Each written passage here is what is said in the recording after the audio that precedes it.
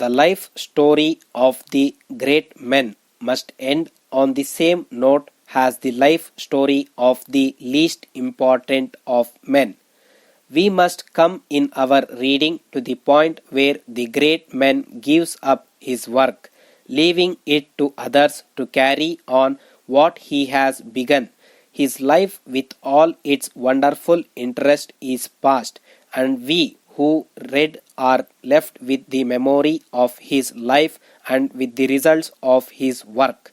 We know that this must be so, but we do not always like a thing better because we know that it is certainly waiting for us, and it is not surprising to find that there are people who can take no pleasure in this form of reading because they know from the outset what the end must be.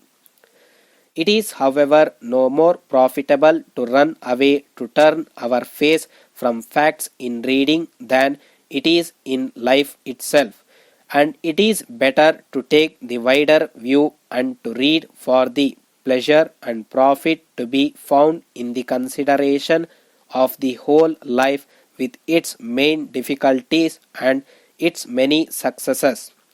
In this way we can find both comfort and help for ourselves, whose lives may seem without set purpose to have little value.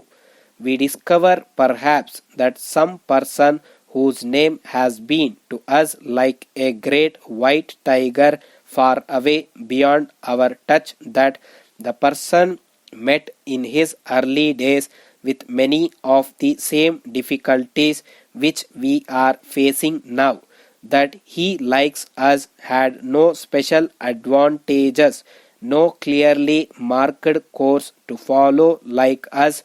He had to make his own way step by step, learning as he went. We find, for example, that one man who became world known began his working life as a teacher, helping his brother in a small country school. Another worked on a farm, and a third made his first special observation while holding a small and not important position on a ship which was making its way to the South Seas. But these men did not wait for opportunity to come to them.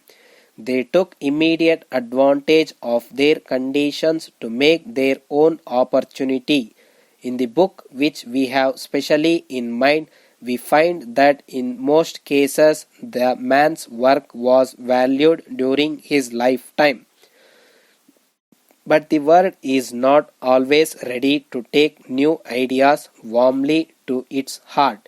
In every age there are those who feel certain that there is nothing left for man to discover.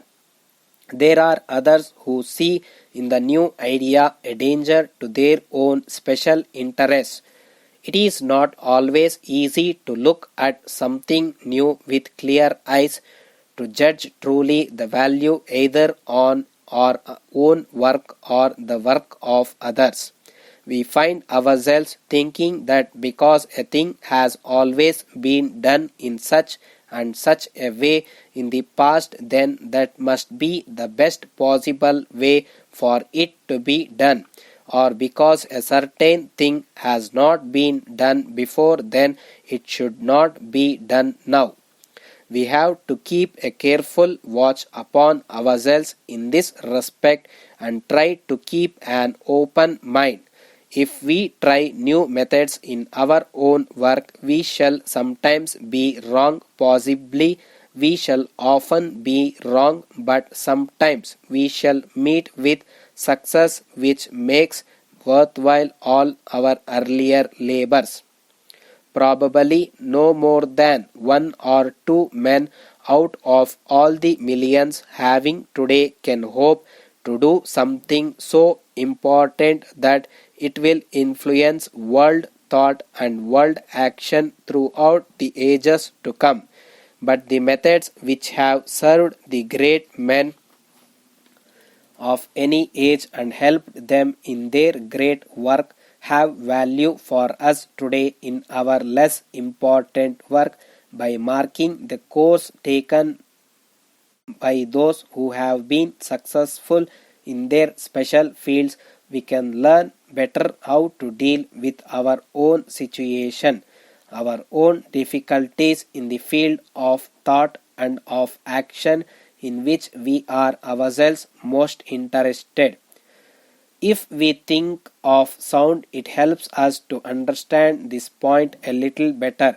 We see a movement very much more quickly than we hear the sound resulting from that movement, for sound comes to us at only 100 feet a second as against the 300 miles a second of light. Let us say that I live half a mile from a big manufacturing plant, so that the sounds which come to me from the plant reach me about 2.5 seconds after the sounds in fact were made. Let us say also that you live another half a mile down the road away from the plant. You would hear the same sounds 2.5 seconds after I heard them, that is 5 seconds after they were made. You would therefore make the statement that a certain sound took place at, say, 5 seconds past the hour.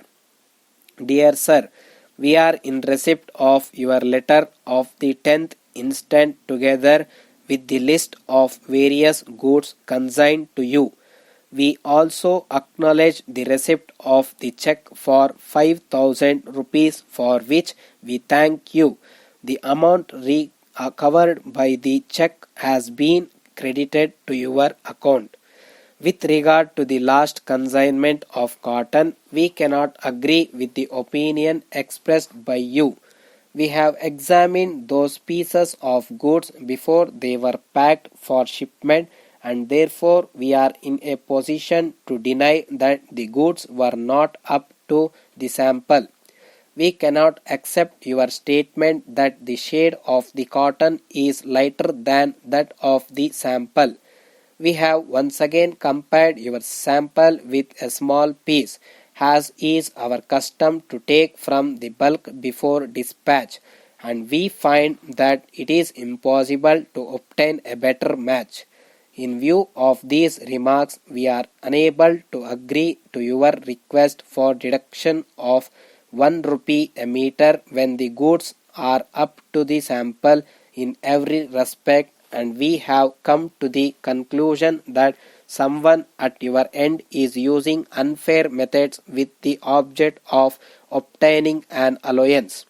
We do not, of course, know how you have dealt with this particular consignment, but it would appear that the goods were sent to your customers direct from the docks without being examined by you, and that the customers have been taking an unfair advantage of you.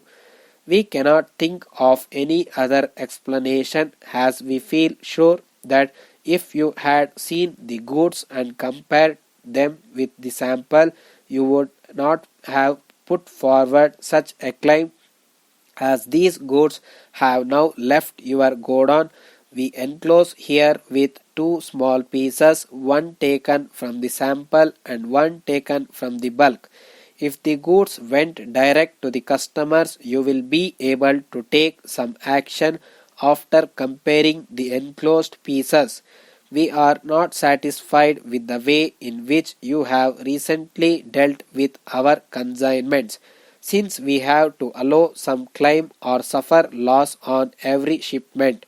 Yours truly.